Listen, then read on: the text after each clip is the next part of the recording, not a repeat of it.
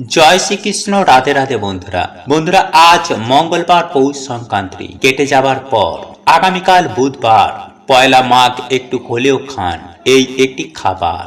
বিষ্ণু পুরাণ ও পদ্ম পুরাণে পরমেশ্বর ভগবান শ্রীকৃষ্ণ বলেন, যে ব্যক্তি এই খাবারটি একবার এক ফোঁটা হলেও খেয়ে নিতে পারবে, সেই ব্যক্তির জীবনে সারা বছর টাকার বৃষ্টি হবে। হ্যাঁ বন্ধুরা, অর্থ সুখ সৌভাগ্যে জীবন ভরে ওঠে। এক কথায় বলতে গেলে এই খাবারটি এক ফোঁটাও খেলে ভিখারিও রাজা হয়ে যায়। কারণ শাস্ত্র বলছে, এই খাবারটি যারা খায় তারা সারা বছর ঈশ্বরের আশীর্বাদে সুস্থ এবং আয় উন্নতিতে ভরে ওঠেন। এছাড়াও এই দিনে কিছু কার্যে বন্ধুরা শনির দশা কাটে, মা লক্ষ্মী ও ভগবানের কৃপায় তাদের আয় উন্নতি বৃদ্ধি পায়, কাজে সুফল আসে এবং সূর্য নারায়ণ দেবের কৃপায় তাদের দুর্ভাগ্য কাটে, মান সম্মান বৃদ্ধি পায় এবং মা লক্ষ্মী ও ভগবান গণেশের কৃপায় তারা বিশেষ ভাগ্যশালী হন। কারণ এই বুধবার পালিত হচ্ছে পয়লা মাঘ, যা শ্রীকৃষ্ণের অত্যন্ত প্রিয় একটি মাস।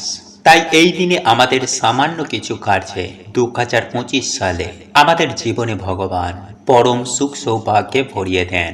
যেমন এই দিনের সিঁদুরে সামান্য এই জিনিসটি মিশিয়ে দিলে নতুন বছরে তাদের আয় উন্নতি বাড়ে, পরিবারের কল্যাণ হয় এবং সব থেকে গুরুত্বপূর্ণ হচ্ছে যে আজ এই পৌষ সংক্রান্তির দিন কোন সামান্য জিনিসটি বেঁধে রাখলে সেই ব্যক্তির পরিবার থেকে ভগবান বিষ্ণু এবং মা লক্ষ্মী তাদের দুঃখ দারিদ্রতা হরণ করে নেন। এছাড়াও এই পৌষ সংক্রান্তি ও পয়লা মাঘের দিন যদি কুকুর বা কাককে যদি এই সামান্য জিনিসটি খাইয়ে দিতে পারেন, তাহলে নতুন বছরে বন্ধুরা আপনাদের ওপর শনি বাধা পড়বে না, সকল কাজেই আপনাদের সফলতা আসবে, পরিবারে সুখ শান্তি বজায় থাকবে। তাই এই দিনে আপনারা কি কি করবেন, কোন ভুলগুলো আপনারা ভুলেও করবেন না, এই দিনে আপনারা কি কি খাবেন, এই দিনে কি কি দান করা শ্রেষ্ঠ তা জানতে বন্ধুরা ভিডিওটি অবশ্যই পুরো দেখবেন। আর আপনারা যদি এখনো পর্যন্ত আমার এই চ্যানেল নতুন হয়ে থাকেন, তাহলে চ্যানেলটি সাবস্ক্রাইব করে পাশে থাকা নোটিফিকেশন বেল আইকনটি অন করে রাখবেন। তাহলে নতুন কিছু জানতে পারবেন, নতুন কিছু শিখতে পারবেন। বন্ধুরা বাঙালিদের একটি বিশেষ উৎসব হলো এই মকর সংক্রান্তি ও পয়লা মাঘের দিন আক্ষিণ। বন্ধুরা, এই আক্ষিণ ও মকর সংক্রান্তি পালন করা হয় পয়লা মাঘের শুরুতে ও পৌষ মাসের শেষে। এই দিন সূর্য ধনু রাশি ছেড়ে মকর রাশিতে প্রবেশ করে, তাই এই দিনকে উত্তরায়ণ বলা হয়। বন্ধুরা, এই দিনে স্নান ও দানে এক বিশেষ মাহাত্ম্য রয়েছে। এই দিন দান করলে জীবন থেকে অনেক বাধা ও আর্থিক সমস্যা দূর হয়। তাই বন্ধুরা এই পয়লা মাঘের দিন অবশ্যই কাক ও কুকুরকে এই একটি খাবার খেতে দিন। এই খাবারটির ফলে আপনার দুর্ভাগ্য তারা নিয়ে নেবে। আর ভিডিওটিতে আপনাদেরকে বলবো যে এই দিন কি দান করা সর্বশ্রেষ্ঠ বলে মনে করা হয়। তবে তার আগে বন্ধুরা ভিডিওটিতে আপনারা একটি লাইক করে কমেন্টে ওম নমঃ শিবায়, হর হর মহাদেব ও জয় শ্রীকৃষ্ণ রাধে রাধে অবশ্যই লিখুন। বন্ধুরা, আপনারা এই মকর সংক্রান্তি বা পয়লা মাঘের দিন নদীতে স্নান বা দান করেন, তাহলে এর পুণ্যের ফল 3 গুণ বেশি পাওয়া যায়। তাই বন্ধুরা আপনারা এই সময় কাক বা কুকুরকে এই একটি খাবার খেতে দিন। এতে আপনার ওপর শনির কৃপা হবে। যদি শনির প্রকোপে আপনার জীবনে কোনো সমস্যা থাকে, তাহলে তাও সুনিশ্চিতভাবে দূর হবে। এছাড়াও অসহায় প্রাণীদের সেবা করার জন্য আপনি পুণ্যের প্রাপ্তি করবেন। তাই অবশ্যই বন্ধুরা এই 2 দিনের মধ্যে এই কাজটি অবশ্যই করুন। এতে আপনাদের পরিবারে সুখ শান্তি সমৃদ্ধি ফিরে আসবে। বন্ধুরা, যার ওপরে শনির সাড়ে লাগে তার জীবন তছনছ হয়ে যায়, তাকে 7.5 বছর নানান রকম সমস্যা ভোগ করতে হয়। তাই বন্ধুরা কালকে আপনারা এই উপায়ের মাধ্যমে এই সমস্যা দূর করতে পারেন। নাম্বার 1, আগামীকাল আপনাদের রান্নার প্রথম ভাগ কাক বা কুকুরকে অর্পণ করুন। সকালে উঠেই মাতা পিতা গুরুজনকে প্রণাম করুন, হনুমান চল্লিশা, দুর্গা চল্লিশা, শিব চল্লিশা ও গীতা পাঠ করুন। এতে আপনার জীবন থেকে শনির সাড়ে ম্যাজিকের মতন দূর হবে। নাম্বার 2, কালো কুকুর, কালো গরু ও কাককে এই পয়লা মাঘের দিন রুটি ও গুড় খেতে দিন। এছাড়াও এই দিনে চাল, ঘি, ময়দা দান করা খুবই উত্তম। এই দিনে পারলে গঙ্গা স্নান করে দরিদ্র মানুষদের এগুলিকে দান করুন। এতে আপনার জীবন থেকে সকল প্রকার বাধা বিপত্তি ম্যাজিকের মতন দূর হবে, পূর্ণ হবে আপনার সকল মনস্কামনা। এছাড়াও কালো তিল, সাদা তিল, গুড় আপনারা দান করতে পারেন। এতেই গ্রহদোষ ও শনি মহারাজের ব্রক দৃষ্টি দূর হয়, ফলে জীবনে নেমে আসে অপার সুখ, শান্তি ও ধন সম্পত্তি। বন্ধুরা, এই দিন ঘি, গুড়, কম্বল, খিচুড়ি, হলুদ ডাল, বিউড়ি ডাল, তিল, লাল বা হলুদ বস্ত্র ও চিনি কোনো গরিব দুঃখীকে দান করলে বা কোনো পশু পাখিকে এই দিনে যদি অন্ন দান করানো হয়, তাহলে মানুষেরা তার নিজের সাথে সাথে তাদের মৃত পূর্বজের আত্মাও উদ্ধার করে দেয়। ফলে বহু দুর্ভাগ্য এই দিনে কাটে, শনির দশা কাটে, বৃহস্পতির সুফল তাদের জীবনে পড়ে এবং জীবের সেবায় ঈশ্বর অত্যন্তই প্রসন্ন হন। ফলে এই দিনে এই সব কার্যে তাদের মনোবাসনাও পূর্ণ হতে পারে। নাম্বার 2, বন্ধুরা, এই দিনে ভুল করেও কিন্তু আপনারা কাউকে ঝাড়ু, লোহা বা প্লাস্টিকের কোনো জিনিস কিংবা ধারালো কোনো জিনিস বা সিঁদুর, কোনো আমিষ জাতীয় খাবার বা সন্ধ্যার পর কিন্তু আপনারা টাকা পয়সা, লবণ, দুধ মানে কোনো সাদা জিনিস কিন্তু আপনারা কাউকেই দান করবেন না বা ধার দেবেন না। নাম্বার 3, বন্ধুরা, এই দিনে ভুল করেও কিন্তু আপনারা দূরে কোথাও বাড়ি থেকে যাত্রা করবেন না এবং বাড়ি থেকে ভুলেও কিন্তু আপনারা কাউকে তাড়াবেন না, এমনকি পশু পাখিদেরও নয়। নাম্বার 4, বন্ধুরা, এই দিনে স্নান না করে কিন্তু আপনারা কোনো খাবার খাবেন না। তাই সকাল সকাল আপনারা এই দিনে স্নান করে বাড়িতেই ভগবান বিষ্ণু বা মা লক্ষ্মীর আপনারা পুজো আরাধনা করবেন। আর এই 2 দিনের মধ্যে আপনারা কোনো নদীতে বা কোনো গঙ্গায় গিয়ে স্নান অবশ্যই করুন, কারণ এই সময় বহু দেবদেবী নদীতে স্নান করতে আসে। ফলে সেই জল স্পর্শ করাতে আমাদের বহু দুর্ভাগ্য নাশ হয়ে যায়। আর আপনারা যদি কোনো নদীতে বা গঙ্গায় গিয়ে স্নান না করতে পারেন, তাহলে আপনার স্নানের জলে কিছুটা গঙ্গা জল মিশিয়েও স্নান করতে পারেন, নতুবা কালো তেল মিশিয়ে স্নান করুন। সেটাও যদি আপনাদের পক্ষে সম্ভব না হয়, তাহলে একটি মাত্র আমলকি নিয়ে সেই আমলকির রস স্নানের জলে মিশিয়ে স্নান করুন।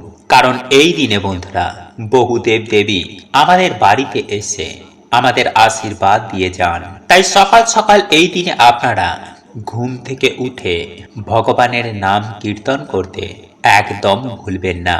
বন্ধুরা, হিন্দু শাস্ত্র অনুসার এই দিনে বাড়িতেই সত্যনারায়ণের পুজো বা বাড়িতে ভগবান শ্রীকৃষ্ণ রাধা রানীর পুজোর এক বিশেষ মাহাত্ম্য রয়েছে।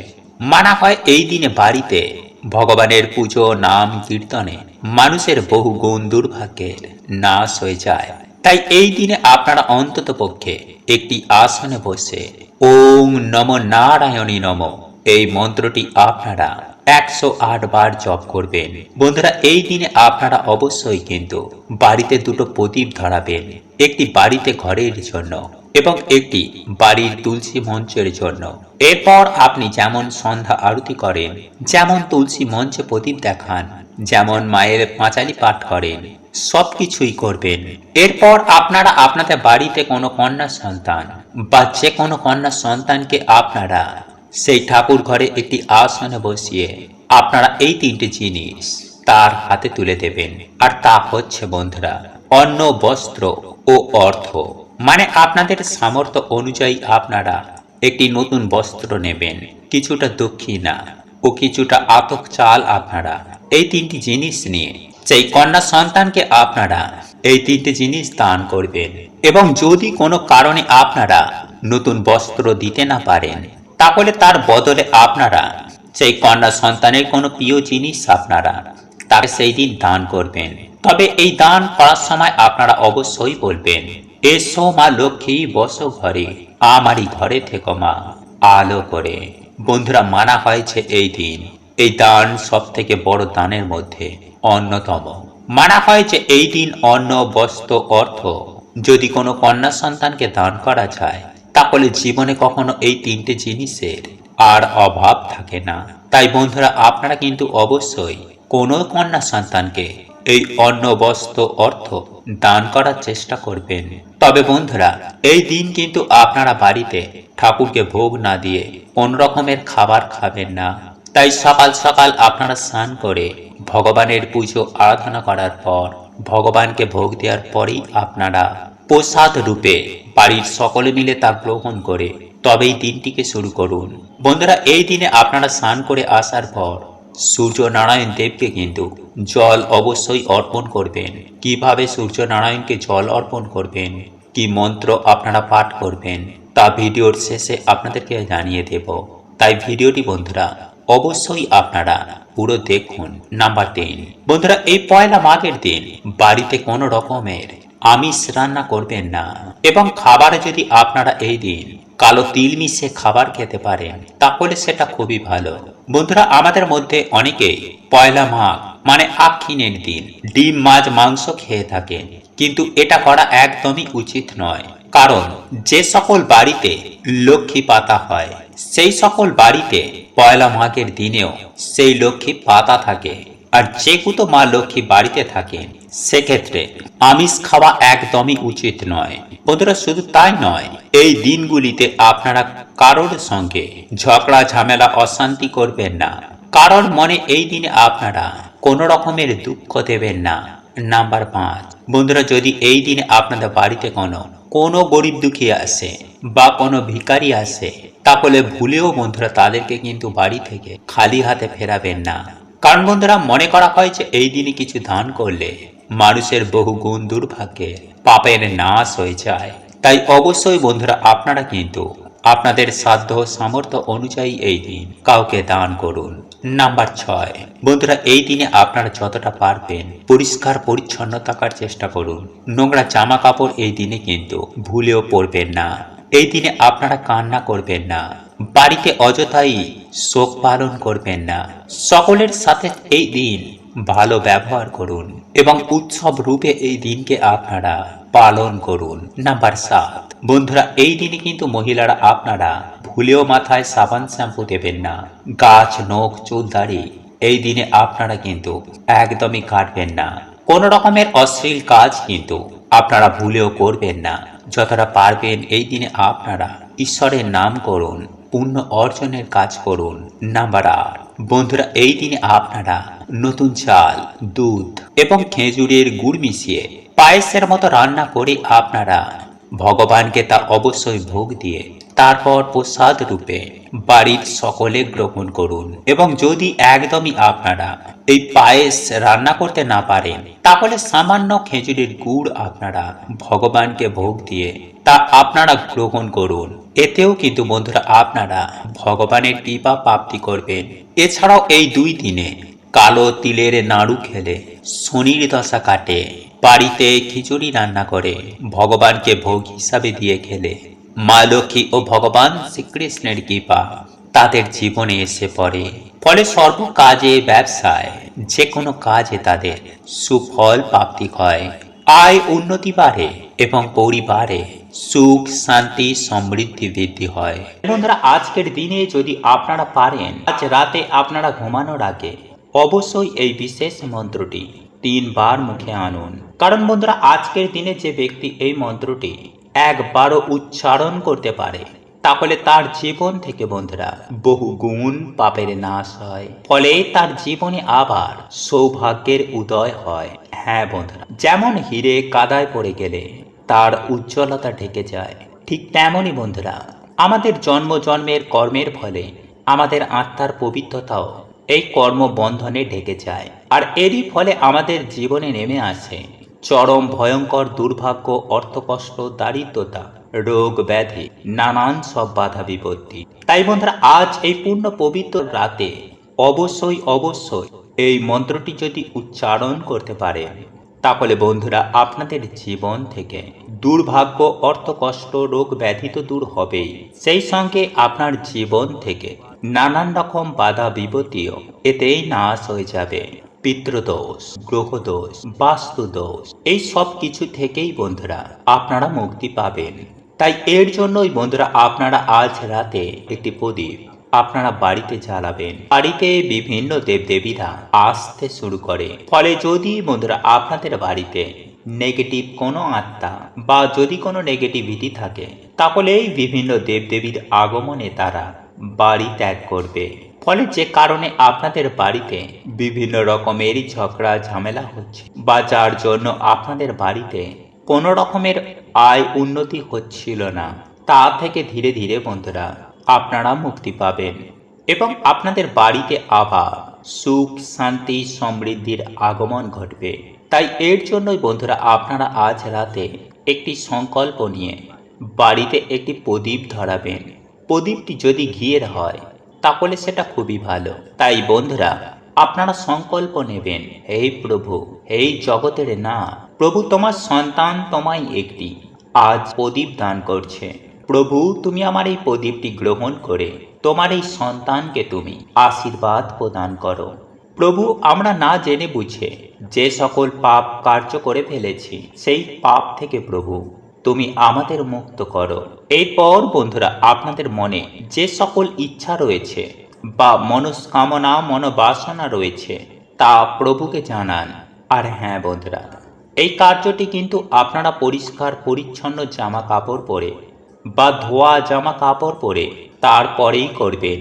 এবং আপনারা যদি চরম ভয়ঙ্কর আর্থিক সংকটের মধ্যে থাকেন, তাহলে আজ এই পূর্ণ পবিত্র রাতে এক কৌটো সিঁদুরের মধ্যে শ্বেত চন্দনকে গুঁড়ো করে সেই চন্দন গুঁড়ো সামান্য একটুখানি সিঁদুরের সাথে মিশিয়ে নেবেন। এবং এই চন্দন মেশানো সিঁদুর আপনারা যখন কাজে যাবেন বা কোনো শুভ কাজে যাবেন, তখন এই চন্দন মেশানো সিঁদুরের তিলক অবশ্যই কাটবেন। বন্ধুরা, এই উপায় বা ক্রিয়াটি নারী পুরুষ উভয়ই করতে পারেন। স্বয়ং পরমেশ্বর ভগবান শ্রীকৃষ্ণ বলেন, এই উপায়টি করলে নাকি পরিবারে প্রচুর আয় উন্নতি ঘটে। তাই আজকের পূর্ণ পবিত্র রাতে এই উপায়টি করতে একদম ভুলবেন না। বন্ধুরা, আজ রাতের বেলায় ঘুমাতে যাওয়ার আগে শুদ্ধ বস্ত্র পরিধান করে এক চিমটি লবণ আপনারা একটি লাল কাপড়ের মধ্যে ভালো করে বেঁধে নেবেন এবং সেটিকে একটি কালো সুতো দিয়ে টাঙিয়ে দেবেন আপনার বাড়ির সদর দরজার ওপরে। বন্ধুরা, এর ফলে আপনার বাড়িতে কোনো প্রকার অশুভ শক্তি আর কখনোই বাড়ির মধ্যে প্রবেশ করতে পারবে না। বন্ধুরা, এই নুন বা লবণ আপনারা যদি সঠিকভাবে ব্যবহার করতে পারেন, তাহলে আপনাদেরই জীবনে সুখ এবং শান্তি আপনারা নিজেরাই বৃদ্ধি করতে পারবেন। তবে বন্ধুরা, কোনো ব্যক্তি যদি আপনার অপছন্দের হয়, তাহলে ভুলেও তার হাত থেকে নুন বা লবণ আপনি খাবেন না।